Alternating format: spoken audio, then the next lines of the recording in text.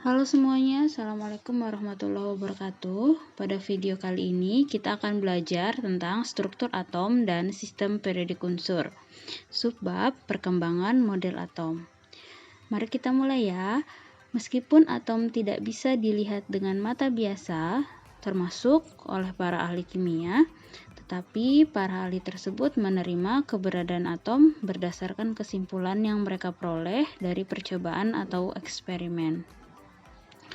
Teori atom yang diajukan oleh para ahli merupakan suatu gambaran rekaan atom berdasarkan eksperimen atau kerja teoritis. Jadi, atom itu apa sih? Atom merupakan bagian terkecil yang tidak dapat dibagi lagi.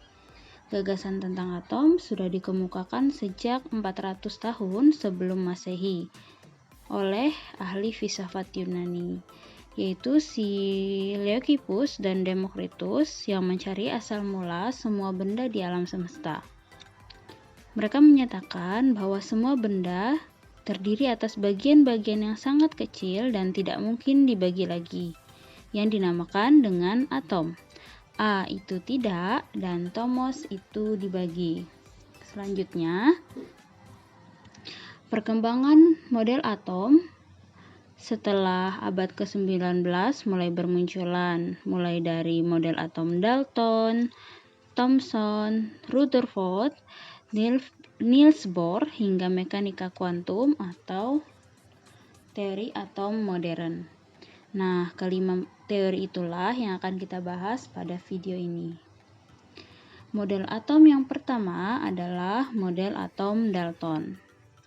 Dalton mengemukakan teorinya, yaitu yang pertama, materi terdiri atas partikel-partikel terkecil yang tidak dapat dibagi lagi, disebut atom, dan digambarkan sebagai bola pejal yang sangat kecil.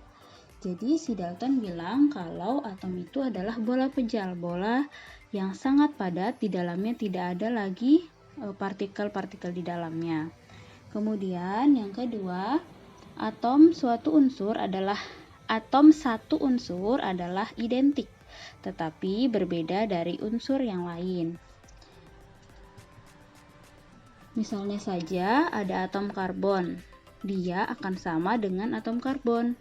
Ada atom oksigen juga akan sama dengan oksigen, tapi oksigen dan karbon itu berbeda karena mereka juga berasal dari atom yang unsurnya berbeda.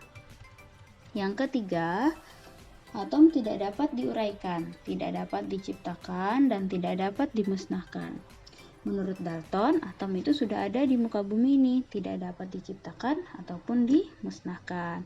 Yang keempat, atom dapat bergabung satu sama lain membentuk molekul. Jadi, meskipun atom itu tidak dapat dimusnahkan maupun diciptakan, tapi atom dapat bergabung dengan atom yang lain, seperti misalnya tadi karbon bisa bergabung dengan oksigen membentuk CO2 atau karbon dioksida.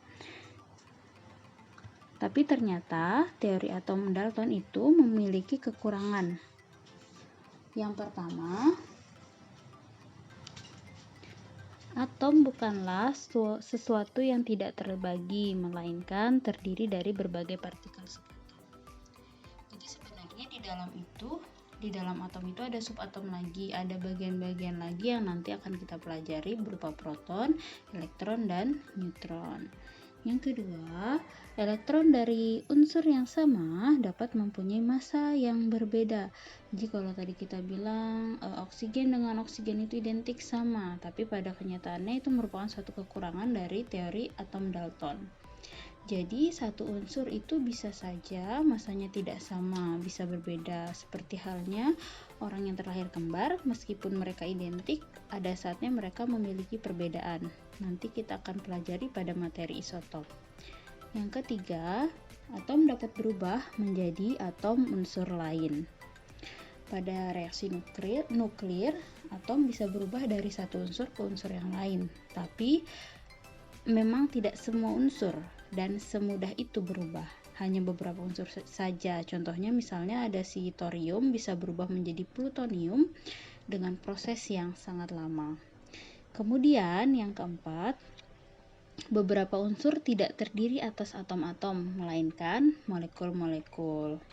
Oke, selanjutnya kita akan ke teori atom Thomson. Teori atom Dalton ini yang tadi kita bahas itu dibantahkan oleh Thomson pada tahun 1897, di mana menurut Thomson atom terdiri dari materi bermuatan positif dan di dalamnya tersebar elektron. Jadi menurut Thomson atom itu bukan bola pejal, tapi di dalamnya sudah ada subatomnya. Misalnya saja nih, kalian punya roti yang ditaburi meses atau kismis. Rotinya itu bermuatan positif dan si mesesnya tadi bermuatan negatif. Si Thomson juga mengajukan teori itu berdasarkan eksperimen ya, jadi nggak asal aja dia. Dia melakukan eksperimen berupa percobaan sinar katode, di mana nisbah terhadap massa nilai E per M adalah 1,76 kali 10 pangkat 8 coulomb per gram. Oke, selanjutnya adalah teori atom Rutherford yang dikemukakan pada tahun 1910. Teori atom Rutherford menggambarkan atom terdiri atas inti yang bermuatan positif dan berada pada pusat atom, serta elektron bergerak melintasi inti seperti. Jadi berbeda dengan si Thomson tadi. Kalau Thomson itu yang bermuatan positif adalah tempatnya, nah kalau pada Rutherford yang bermuatan positif itu dia berada di tengahnya. Ya, berada di tengahnya dan elektronnya itu dia mengelilingi si inti tadi ya. Oke, selanjutnya adalah model atom Bohr yang dikemukakan oleh Niels Bohr pada tahun 1913. Niels Bohr mengajukan model atom yaitu yang pertama, dalam atom terdapat lintasan tertentu tempat elektron dapat mengorbit. Jadi menurut si Bohr tadi, si elektron itu sudah ada tempatnya untuk mengelilingi si inti. Yang kedua, elektron hanya boleh berada pada lintasan yang ada. Jadi dia nggak boleh kemana-mana. Ibaratnya kalau sudah dia punya tempat, punya jalur untuk mengelilingi inti, di situ saja, dia tidak bisa kemana-mana. Kemudian yang ketiga, elektron dapat berpindah dari satu kulit ke kulit yang lain. Jadi menurut si Bohr ini elektron itu dia bisa pindah. Misalnya ada 5 lintasan, elektron yang ke dua bisa pindah ke elektron yang ketiga, atau elektron ketiga di lintasan ketiga bisa pindah ke lintasan kedua, seperti itu. Selanjutnya yang terakhir adalah teori atom mekanika kuantum atau teori atom modern. Posisi elektron menurut teori mekanika kuantum itu tidak pasti. Jadi kalau misalnya si Bohr tadi bilang itu dia pasti ada di lintasan, tapi kalau menurut mekanika kuantum itu dia tidak pasti posisinya. Tidak mungkin kita menentukan posisi elektron itu di dalam ruang secara pasti. Yang ada adalah kita dapat menentukan kebolehjadian. Oh, mungkin saja dia ada di sini, mungkin saja dia ada di lintasan ini, seperti itu ya. Lintasan elektron bukan berupa garis, tapi sebuah ruang. Jadi dia sebuah ruangan, bukan garis gitu ya. Jadi dia berupa ruangan gitu yang ditempati oleh elektron. Oke, itulah 5 teori atom yang sudah kita bahas,